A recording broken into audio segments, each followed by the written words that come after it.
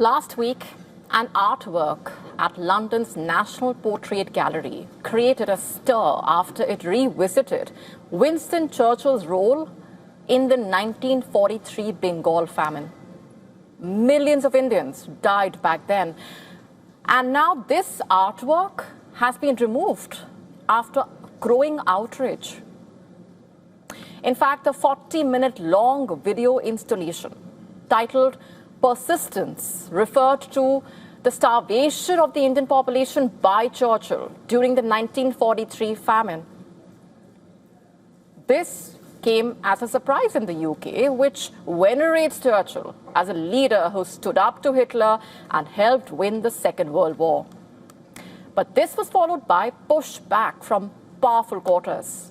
Andrew Roberts, a member of the UK's upper house, and 50 more peers, including Churchill's grandson, shot off a letter to the National Portrait Gallery describing the portrayal of Churchill as a barefaced lie and ideologically motivated rant.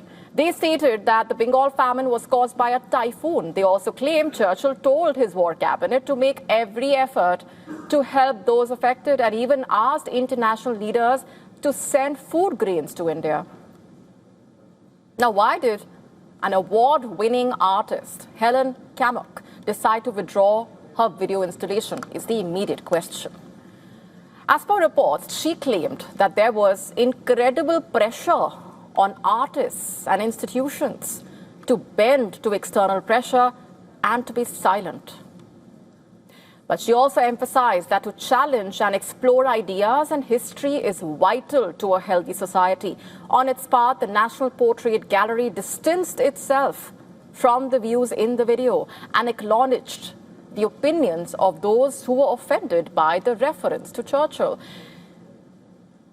The Bengal famine has remained one of the least acknowledged tragedies of the colonial era. While Churchill's statues stand across Britain, the suffering of millions of Indian men, women, children has often been relegated to the margins of history, it seems. Was it a disaster made deadlier by decisions of Churchill? Let's just take you back to the 1940s. The Bengal province, which was then part of British India, experienced a huge food crisis as Japan's occupation of Myanmar cut off rice exports, extensive crop damage because of a powerful cyclone in October 1942 added to the people's woes. However, the crippling blow was Britain's wartime policy of stockpiling and diverting foods for its forces in anticipation of a Japanese invasion.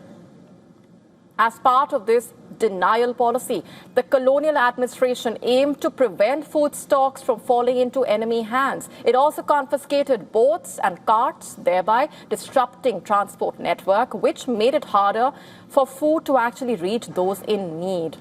Churchill, who was the prime minister back then, has been accused of ignoring warnings of mass starvation. Not just that, the relief shipments arrived only after the crisis escalated.